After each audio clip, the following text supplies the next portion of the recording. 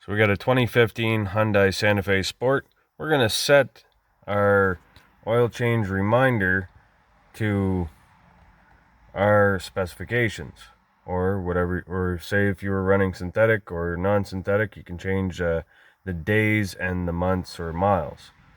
So up here we got three buttons. We got our menu, down, and enter.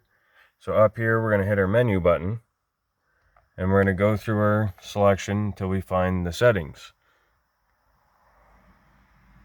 So then we're going to go down, we're going to go to service interval, and then, oh, I hit the wrong button. So we'll go down to service interval, hit enter, then we can go down, we can either off or on, or we could go down, and we can go here, and as we keep going down, it's going to go through. So if we hit enter here, it's going to change. So we want to leave it at 6,000 kilometers. And then I'd like to put this to 4 months.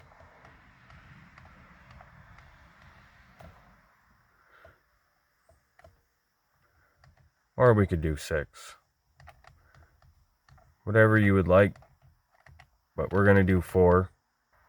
There. Then you just hit down again.